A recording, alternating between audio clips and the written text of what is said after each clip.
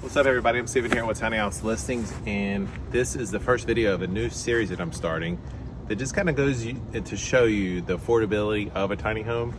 And in this video, I'm going to show you a tiny home that I actually just purchased, and I'm going to give you the story, the background, and how everything's going to go down, and just run some numbers with you along the way. Just a forewarning, this video series is not for everyone. If you're not handy, or if you're not willing to be, or if you're not the DIY type, and I get that's going to be most people, and I fully understand that and I recognize that, but if that is something that you're willing to do, acquire some tools, acquire some knowledge, or just kind of go for it, this video series might be for you. And if you're someone looking for super affordable housing, which is what this will be, stay tuned. So now I just want to quickly go through some of the specs of this and give you the backstory, and we'll just go from there. So just real quick, if you're coming to this video and you don't know who I am, I'm Steven here with Tiny House Listings. I'm one of the few people who've been around the tiny house movement since the beginning. We're on my 16th, coming up on 17th year that I've been doing this. And I own Tiny House Listings, which is the marketplace for tiny homes. Over 20,000 homes have been bought and sold through that platform. And in 2022, I started building tiny homes, and we built a couple hundred of them now. And so I've been around the whole tiny house movement, seen it since the beginning, watch it grow, watch it go through changes. And so anyways, that's just a quick backstory about me before you get into this video series.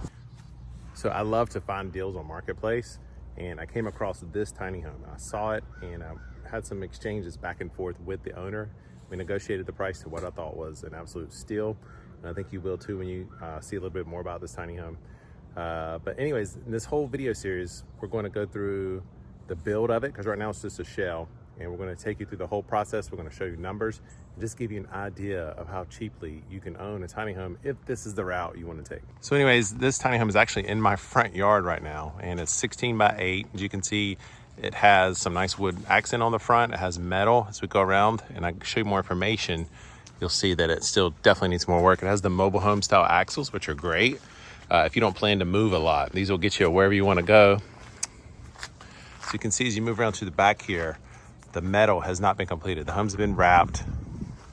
Got a nice wide window here on the outside. On this back side, you can see it's not been wrapped either. The home did come with all the metal. When I take you inside, you'll see more of that. But you can see on the back, there's like a bump out. I thought about doing a storage type situation on here off the back. We'll go inside really quickly. And as you can see, this home's very basic for now, 16 by 8. There's the metal that came with the home, and that'll be enough to finish the exterior. As you can see, nice double window out the back, couple windows. The front window is broken. Not a huge deal. As you can see, there's glass there on the floor. Not a big deal. There's the wheel wells, double window. Definitely gonna have to put in some good insulation in here. Right now, the idea is to have the bathroom on that end, kitchen over here. We'll have an entertainment system set up here, bedroom / living area down here, but that could definitely change. That's just preliminary. Quick idea. Let me get on this end so I can show you the other end.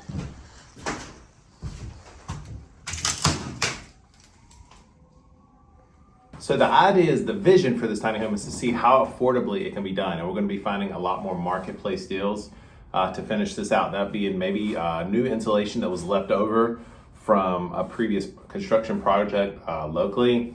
If we want to replace that window in the back here that's broken, interior siding, we'll figure out a way to get that in there affordably. Maybe used kitchen cabinets or new kitchen cabinets that were left over. Maybe someone did a local a project or like a revamp to their kitchen. Flooring, same situation. So just a quick backstory, I was on Marketplace looking at some deals, and I came across this one. I'm in North Carolina, and this one was in South Carolina. And so I saw it, and they were asking $4,500 for this tiny house shell, which of course, as you know, is a steal because this thing's already 50% there. And I talked him down to $3,000, so which I thought was an absolute deal. So I had Gabe, who works for Tiny House Listings, go to South Carolina and pick that up for me and brought it here to my front yard. And so I'm really interested to see what we can get the price at for the build of this home. I'm thinking under $10,000, but we'll see.